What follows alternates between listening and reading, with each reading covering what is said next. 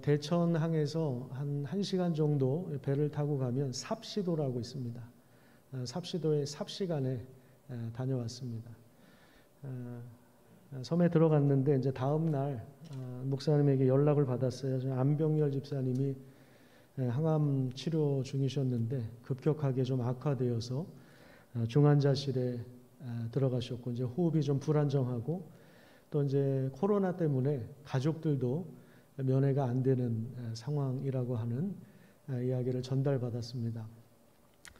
그래서 마음이 좀 많이 아프고 힘들고 착잡하고 섬이라 나갈 수도 없고 나가도 병원에 갈 수도 없는 상황이지만 그래서 우리 집사님 언제 마지막이 될지 모르지만 같이 임종예배 한번 드렸으면 좋겠다 이런 생각을 가지고 있었는데 그래도 그 따님이 강력하게 의사에게 요청을 해서 그 다음 날 이렇게 가족이 이제 아주 짧은 시간 허락을 받고 들어가서 핸드폰으로 이제 연결을 좀 해주었습니다. 그래서 우리 집사님 귀에 이어폰을 꽂고 전화기에 대고 예배를 드렸습니다.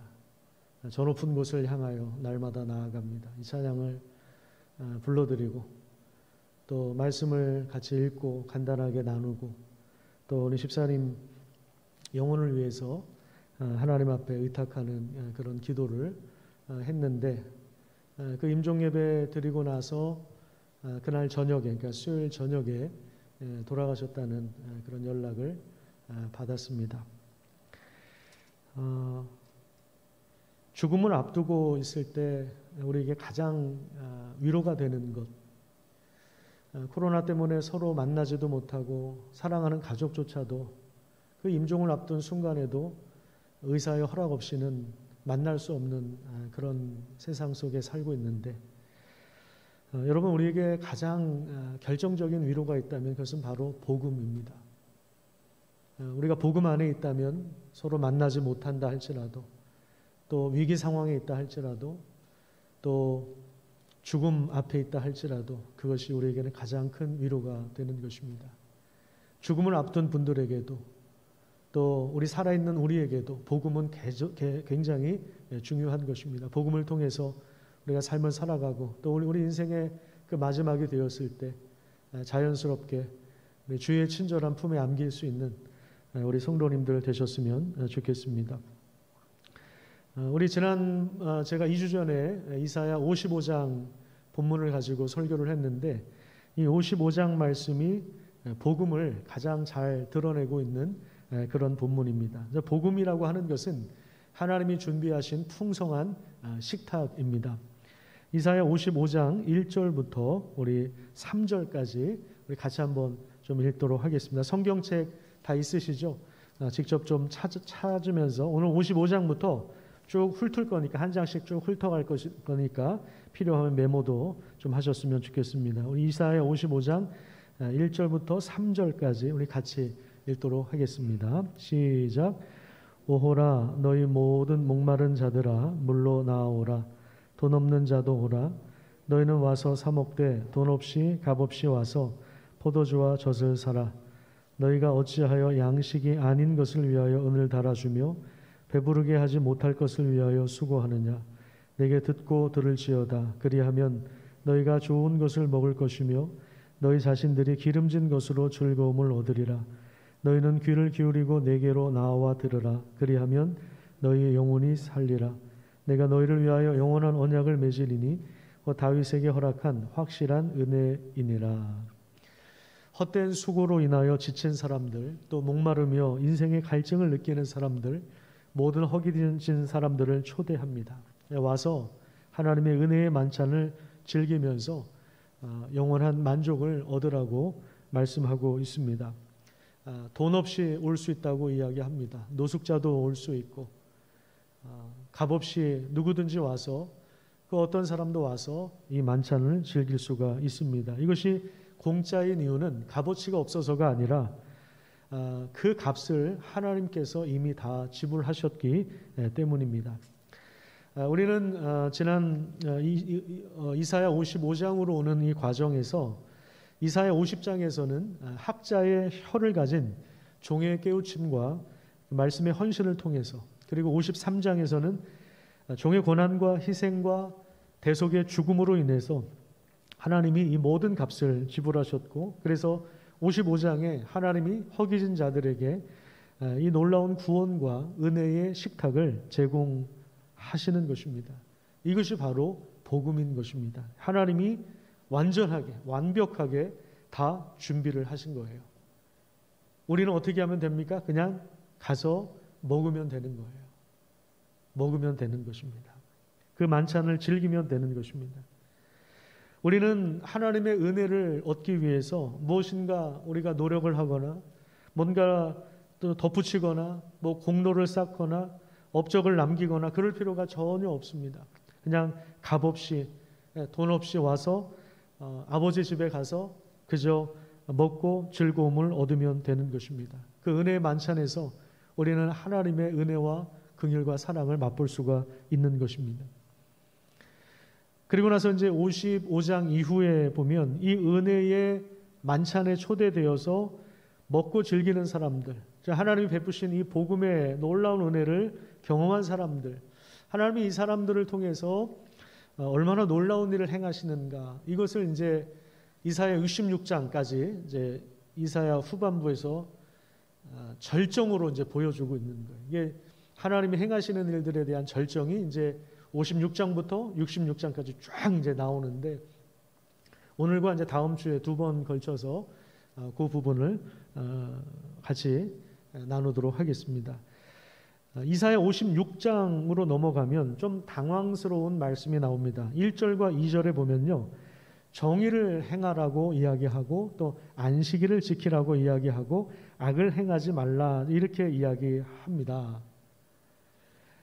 안식일을 지키고 정의를 행하는 일은 율법의 핵심적인 요구이죠. 악을 행하지 말라는 것은 율법의 핵심 요구입니다. 근데 많은 사람들이 실패하고 넘어지는 이유가 바로 여기에 있는데요. 그들은 이 율법을 마치 사다리처럼 생각하여서 율법이라고 하는 사다리를 타고 올라가서 하늘에 올라가서 뭔가를 성취하고자 했던 것입니다. 이것이 바로 자기 중심성이라고 하는 죄를 가진 모든 인간들이 만들어내는 종교의 방식이고 패턴입니다. 그러니까 불교도 마찬가지고 이슬람도 마찬가지고, 탈레반이 지금 그 수도를 점령하지 않았습니까? 아프가니스탄의 수도를 점령했네. 극단주의자들이죠. 이슬람도 마찬가지고 불교도 마찬가지고 모든 종교가 바로 그 율법의 사다리를 타고 올라가서 뭔가를 얻고자 하는 것입니다. 자, 그런데요, 우리가 이사야 55장을 통해서 확인할 수 있는 건 뭐냐면, 인간이 아무리 노력해도 인간의 의는 하나님의 의로움에 절대로 미칠 수 없다는 것입니다. 하늘에 닿을 수 있는 사다리도 없고 율법 사다리를 타고 올라간다 할지라도 하나님을 만족시킬 수 있는 인간은 한 사람도 없는 것입니다. 이사야 56장에서 율법을 행하라고 하는 이 요구는 이사야 55장과 언밸런스인 것 같아요. 뭔가 안 맞는 것 같아요. 근데 이사야 56장에서 율법을 행하라고 하는 이 요구는 55장에 나오는 하나님의 은혜가 있기 때문에 그 은혜 안에서 순종하라고 하는 거예요. 정의로운 삶을 살라는 거예요. 은혜를 베풀어 주신 하나님의 인격과 성품을 닮아서 온전한 삶을 살라고 요구하시는 것입니다. 이 하나님의 은혜가 먼저 있기 때문에 우리의 행동이, 믿음의 행동이 나올 수가 있는 것입니다. 하나님의 은혜가 선재하기 때문에 우리의 열심이 따라오는 것입니다. 그런데 반대로 하나님의 은혜가 없이 우리가 열심을 내면 그게 나중에 가면요, 자기 중심성을 더 강화시켜 버립니다. 그래서 유도리가 없는 사람이 됩니다. 자신에 대해서는 굉장히 혹독하게 몰아세워요. 그러니까 빈틈을 주지 않아요. 그런데 이걸 다른 사람에게도 요구를 합니다. 그래서 어떤 극단적인 확신 속에서 다른 사람에 대하여 영적 우월감을 가질 가능성이 상당히 많습니다. 그리고 거기에는 뭐가 따라오냐면 정죄가 나옵니다. 정죄. 그래서 신학을 처음 공부한 사람들, 제일 무서운 사람들. 왜냐하면 이 정죄의식으로 가득 차 있어요. 신학적인 지식이 들어가게 되면 그렇게 살지 못하는 사람들에 대해서 정죄하게 되어 있습니다. 성경 공부 잘못하면요, 그 다른 사람을 정죄하는 수단으로 말씀을, 교리를 이용하는 모습을 보게 됩니다. 정죄를 낳고 차별을 하게. 이게 이제 집단적으로 일어날 경우에 갈등이 일어나고 분쟁이 일어나고 이게 나중에 종교 전쟁으로도 번질 수가 있는 것입니다. 우리 기독교는 이런 아픈 역사를 가지고 있습니다. 또한 이런 죄성을 극복하지 못한 지도자가 만들어내는 최악의 상황이 나오는데 이사야 56장 10절부터 한번 확인해 보십시오. 이사야 56장 10절부터 거기 보시면 백성을 섬기지 않고 자기의 이익과 탐욕을 우선하여 추구하는 자들이 다스리는 현장에서는 고통스러운 울부짖음이 가득하다는 사실들을 우리가 확인할 수 있습니다. 이번에 미군의 철수로 인해서 혼란에 빠진 아프가니스탄을 한번 보십시오.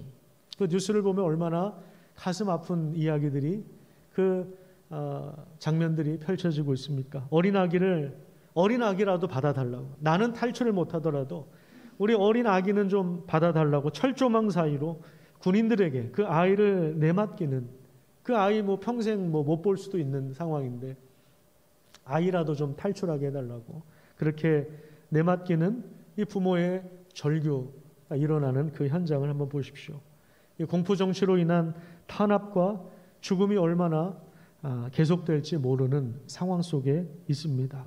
특별히 이제 탈레반이 들어서면 여성들과 아이들과 그리고 소수자들은 굉장히 탄압을 받고 어려운 상황 속에 직면할 수밖에 없습니다. 왜냐하면 그들은 그 자신들의 그 율법을 해석하는 데 있어서 그 먹는 것도 그렇고 입는 것도 그렇고 머리에 쓰는 것도 그렇고 자기들이 규정한 대로 하지 않으면 굉장히 이걸 강요합니다. 강요해서 안 되면은 결국에는 나중에 죽여버리는 이런 사람들이 극단주의자들이거든요.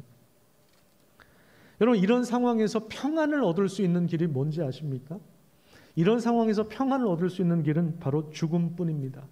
그래서 이사야 57장 1절과 2절에 보시면 이것을 보여줘요.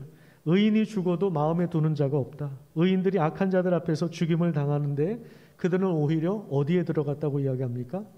그들은 오히려 평안에 들어갔습니다. 이런 역설적인 상황, 죽어야만 평안에 들어가는 이런 역설적인 상황이 실제로 일어나는 땅에 우리가 살고 있는 것입니다. 아프가니스탄뿐만 아니라 북한이나 미얀마나 중국 내의 소수 민족과 회교권 국가들 가운데, 신장 위구르 지역 가운데 지금도 이런 박해와 또 고문과 탄압과 공포 정치가 계속되고 있다는 사실들을 우리는 기억해야 합니다.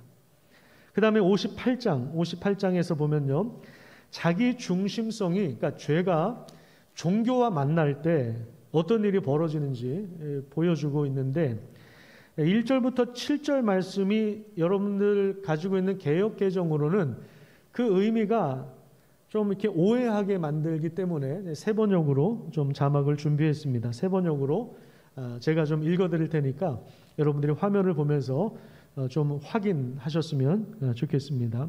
이사야 58장 1절부터 7절입니다. 목소리를 크게 내어 힘껏 외쳐라. 주저하지 말아라. 너의 목소리를 나팔 소리처럼 높여서 나의 백성에게 그들의 허물을 알리고 야곱의 집에 그들의 죄를 알려라. 그들이 마치 공의를 행하고 하나님의 규례를 저버리지 않는 민족이나 되듯이 날마다 나를 찾으며 나의 길을 알기를 좋아한다. 그들은 무엇이 공의로운 판단인가를 나에게 묻고 하나님께 가까이 나아가기를 즐거워한다고 한다. 주님께서 보시지도 않는데 우리가 무엇 때문에 금식을 합니까? 주님께서 알아주시지도 않는데 우리가 무엇 때문에 고행을 하겠습니까? 너희들이 금식하는 날 너희 자신의 향락만을 찾고 일꾼들에게는 무리하게 일을 시킨다. 너희가 다투고 싸우면서 금식을 하는구나. 이렇게 못된 주먹질이나 하려고 금식을 하느냐? 너희의 목소리를 저 높은 곳에 들리게 할 생각이 있다면 오늘과 같은 이런 금식을 해서는 안 된다. 이것이 어찌 내가 기뻐하는 금식이겠느냐? 이것이 어찌 사람이 통회하며 괴로워하는 날이 되겠느냐? 머리를 갈대처럼 숙이고 굵은 배와 재를 깔고 앉는다고 해서 어찌 이것을 금식이라고 하겠으며 주님께서 너희를 기쁘게 반기실 날이라고 할 수 있겠느냐. 아주 대표적인 종교적 위선을 보여줍니다. 이스라엘 백성들은 금식하면서 자신의 향락을 추구했습니다. 금식하면서 일꾼들에게는 무리한 일을 시켰습니다. 금식하면서 다투고 싸웠습니다. 금식이라고 하는 경건의 모양은, 형식은 가지고 있었는데 그 내용과 속살과 본질과 그 하나님을 경외하는 마음은 빠져 있는 것입니다. 이것을 오늘날 우리식으로 말하자면 예배는 드리면서 결국 자기 만족을 위한 삶을 살아가는 거예요. 하나님께 예배를 드린다고 하는데 결국 나의 삶이 나의 향락을 쫓아가는, 나를 만족시키는 삶을 살아가는 것과 같은 것입니다. 주일날 예배는 드리는데 자신의 체면, 자신의 위신, 자신의 명예, 자신의 성공을 더 중요하게 생각합니다. 다른 사람을 아랫사람 부리듯이 합니다. 교회를 자신의 사업 확장성의 도구로 이용합니다. 자기 직원들에게 월급이나 보너스를 제때에 주지 않습니다. 사장과 주인이 볼 때만 일하는 척합니다. 직원으로서 책임을 다하지 않습니다. 교회는 열심히 다니지만 회사에서 열심히 우리가 일을 하지 않는다면 이것은 하나님께서 기뻐하시는 예배가 아니라는 것입니다.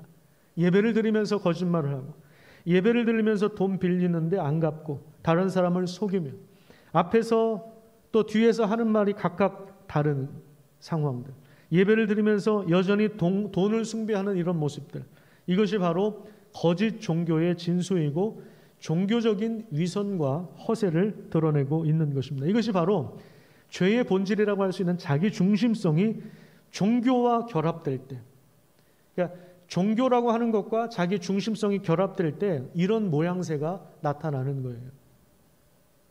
자, 그렇다면 진정한 금식은 무엇입니까? 진정한 율법은 무엇입니까? 진정한 예배는 무엇입니까? 6절부터 제가 읽도록 하겠습니다.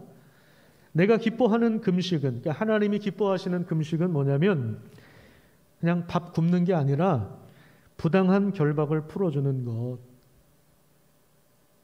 밥 굶고 기도한다고 하면서 일꾼들에게 제때 월급 챙겨주지 않는 그게 금식이 아니라 밥 먹어도 좋아요. 밥 잘 먹어도 좋습니다. 부당한 결박을 풀어주는 것. 이게 하나님이 기뻐하시는 금식이라는 거예요.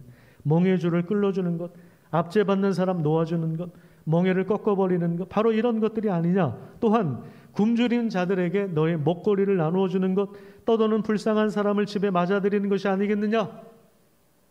헐벗은 사람을 보았을 때 그에게 옷을 입혀주는 것, 너의 곤욕을 피하여 숨지 않는 것이 아니겠느냐.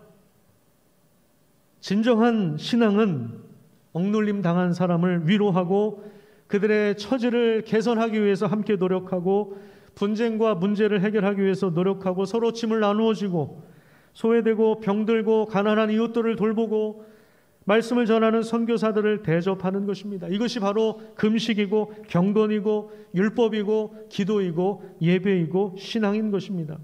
이것은 우리 노력으로 가능한 것이 아니라 하나님의 은혜가 먼저 주어져 있기 때문에, 이사야 55장에 하나님의 긍휼의 식탁이 먼저 차려져 있기 때문에 그 은혜를 맛본 자들이 이사야 56장에서 정의를 행할 수 있었던 것처럼, 율법을 행할 수 있었던 것처럼 하나님의 확실한 은혜가 먼저 주어졌기 때문에 우리가 이런 삶을 살 수 있는 것입니다. 이걸 억지로, 이런 의로운 삶을 억지로 살라는 말이 아니라 어거지로 그냥 안 되는, 하기 싫은데 억지로 어거지로 하라는 그런 얘기가 아니라 하나님의 은혜의 식탁을 맛본 사람들, 그 복음의 능력을 경험한 사람들, 그런 사람들은 감사한 마음으로 이런 삶을 감당할 수 있다는 그런 이야기입니다.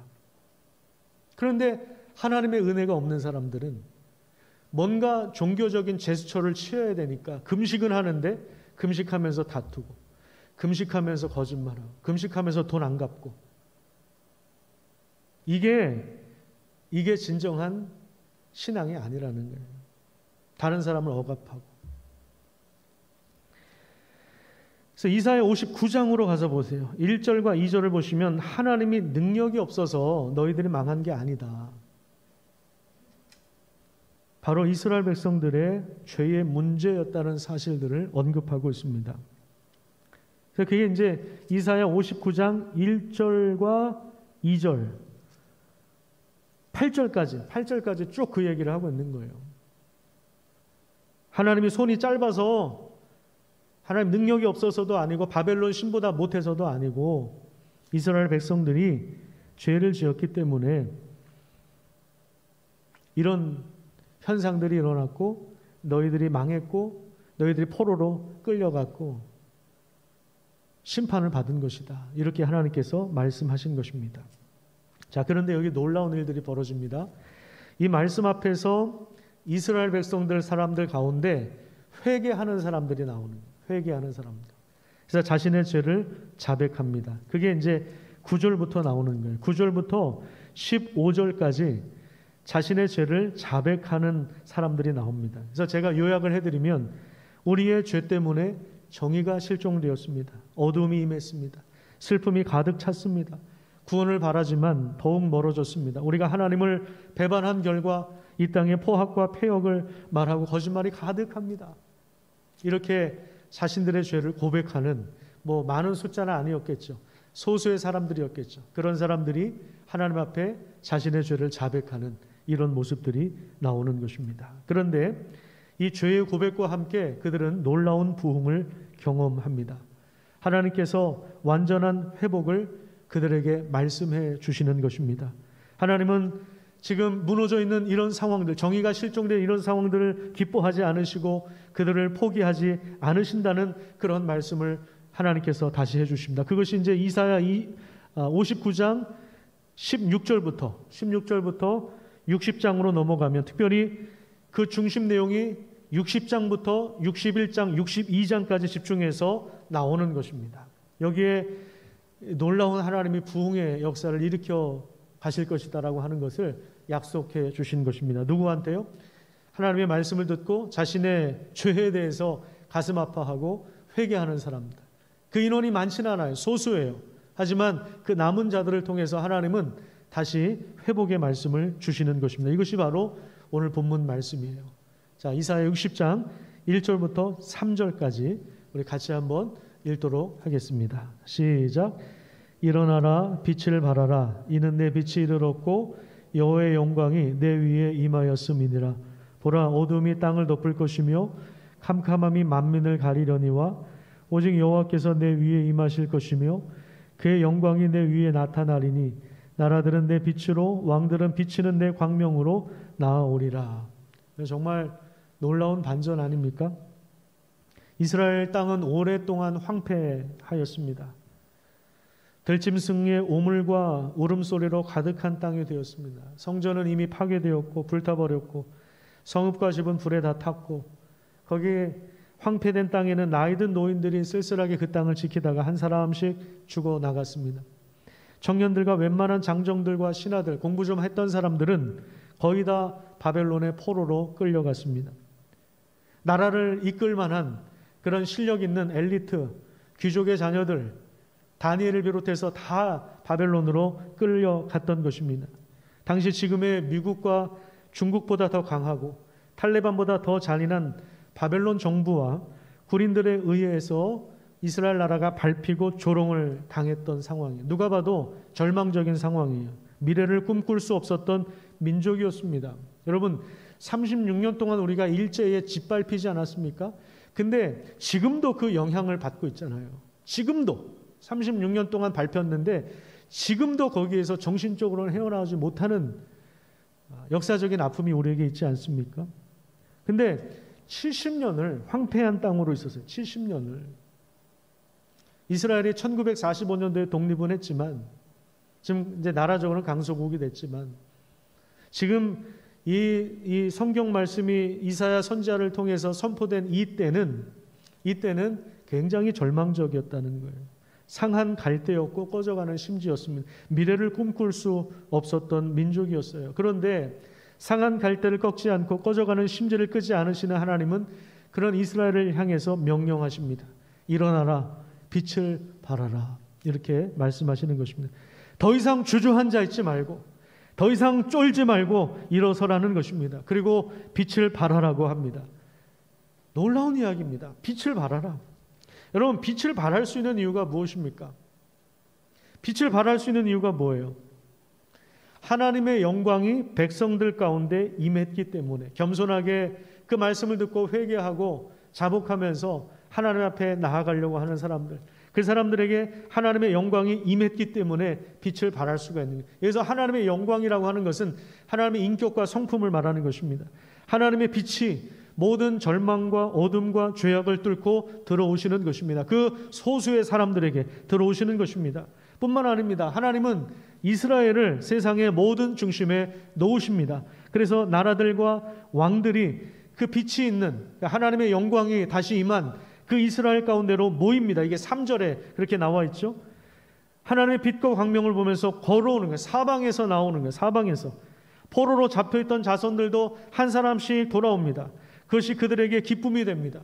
열방이 돌아올 때 이스라엘은 번영과 영화를 누립니다. 왜냐하면 그들이, 이방인들이 돌아올 때 재물을 가져오기 때문에 그렇습니다. 그 내용이 60장에 전부 나와 있는 거예요. 60장에 전부 이런 내용이 나와 있는 거예요. 이스라엘이 시온이 중심이 될 것이다. 세계의 중심이 될 것이다. 지금은 완전히 망해 있는, 포로로 끌려가 있는 민족인데, 우리가 볼 때는 상한 갈대와 같은데 전혀 일어날 수 없는데 일어나라, 빛을 발하라, 하나님께서 이렇게 말씀하시는 것입니다. 10절을 보시면 하나님의 심판으로 인하여 성벽이 불타고 무너졌지만 이제는 이방인들이 성벽을 쌓아 올릴 것을 말씀하고 있습니다. 건축비를 담당한다 이거예요. 느부갓네살 왕, 다리오 왕, 고레스 왕이 적극적으로 도와주죠. 적극적으로 도와주죠. 구약 성경을 읽어보면 이 말씀이 실제로 이루어졌다는 사실들을 우리는 보게 됩니다. 그리고 18절부터 22절까지 우리 같이 한번 읽도록 하겠습니다. 18절에서 22절입니다. 자, 시작. 다시는 강포한 일이 내 땅에 들리지 않을 것이요 황폐와 파멸이 내 국경 안에 다시 없을 것이며 내가 내 성벽을 구원이라 내 성문을 찬송이라 부를 것이라. 다시는 낮에 해가 내 빛이 되지 아니하며 달도 내게 빛을 비추지 않을 것이요 오직 여호와가 내게 영원한 빛이 되며 내 하나님이 내 영광이 되리니 다시는 내 해가 지지 아니하며 내 달이 물러가지 아니할 것은 여호와가 내 영원한 빛이 되고 내 슬픔의 날이 끝날 것임이라. 내 백성이 다 의롭게 되어 영원히 땅을 차지하리니 그들은 내가 심은 가지요 내가 손으로 만든 것으로서 나의 영광을 나타낼 것인즉 그 작은 자가 천명을 이루겠고 그 약한 자가 강국을 이룰 것이라. 때가 되면 나 여호와가 속히 이루리라. 그렇습니다. 심판과 멸망 속에서 하나님은 남은 자들을 통하여 구원을 이루십니다. 특별히 21절 한번 볼까요? 21절 다시 한번 보세요. 내 백성이 다 의롭게 되어요 영원히 땅을 어떻게 한다고? 차지하리라. 아브라함을 통해서 약속하신 말씀, 그죠? 후손에 대한 약속, 땅에 대한 약속을 신실하게 이루어 가십니다. 하나님은 여전히 신실하신 분입니다. 하나님의 손으로 그들을 의롭게 하시며 땅을 차지하게 하셔서 그 영광을 나타내시는 것입니다. 작은 자가 천명을 이룬다, 이건 한 부족을 만든다 그런 얘기고, 약한 자가 강국을 이루게 될 것입니다. 하나님은 죄로 망가진 이 땅을 치유하시며 회복하시는 것입니다. 그래서 우리가 이 이사야 60장의 말씀을 통해서 분명하게 알 수 있는 건 뭐냐면 하나님은 죄로 망가진 이 땅을 치유하며 회복하신다라고 하는 것입니다. 그래서 그들을 새 하늘과 새 땅으로 인도하시는 것, 이것이 바로 하나님 나라의 비전이라고 할 수 있습니다. 그러니까 이사야 55장에서 제시했던 것이 복음이라면 이 복음은 결국 하나님 나라가 무엇인지를 우리에게 보여주는 것으로 열려 있는 것입니다. 하나님이 주시는 구원의 역사는 개인 구원의 차원에서 끝나는 것이 아닙니다. 하나님의 구원은 우리 개인뿐만 아니라 우주 만물을 새롭게 하시는 것입니다. 그렇기 때문에 일어나라, 빛을 발하라, 이 명령은 오늘 우리에게도 적용되는 것입니다. 학자의 혀를 가진 제자, 희생과 죽음을 통해서 우리 무리의 죄악을 담당하신 종, 하나님의 종, 그분이 누구십니까? 그분이 바로 이 땅에 육신, 우리와 같은 육신을 입고 오신 예수 그리스도, 그분께서 우리에게 빛으로 오신 것입니다. 예수 그리스도 안에 있는 자들에게 이 빛이 비추는 것입니다. 요한복음에 보면 예수님께서 소경의 눈을 뜨십니다. 앞을 보지 못했던 소경의 눈을 뜬 다음에 그 다음에 하시는 말씀이 뭐냐면 나는 세상의 빛이다 이렇게 말씀하시네요. 그 하나님의 그 빛, 그 영광을 가져오신 분, 그분이 바로 예수 그리스도이시며 예수 그리스도를 믿을 때 그 빛이 우리에게도 임하여 있는 것입니다. 그래서 일어나라, 빛을 발하라. 어디다가 어떻게 빛을 발해야 되겠습니까? 손전등 가지고 밤에 뭐 화장실 갈 때 빛을 발하라. 그 얘기가 지금은 뭐 화장실이 다 안에 있으니까 옛날에 바깥에 화장실이 있었을 때 그 용도로만 손전등을 사용하는 게 아니라 너희는 세상의 빛이라. 세상의 빛이라.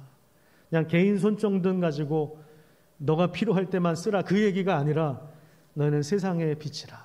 이렇게 하나님께서 말씀하시는 거예요. 빛의 자녀답게 어두움의 일에 참여하지 말고 오히려 우리는 그걸 책망해야 될 사람들이죠. 그 빛이 하나님의 빛이 드러나도록 그 빛 가운데 사람들이 나올 수 있도록 우리가 빛을 비추고 있어야 그죠? 사방에서 나올 것 아닙니까? 사방에서 우리가 섬기고 돌보고 사랑하는 삶을 살아갈 때 이 빛을 비추는 것입니다. 고통당하는 사람들을 위하여 기도하고 있다면 빛을 비추는 삶을 살아가고 있는 것입니다.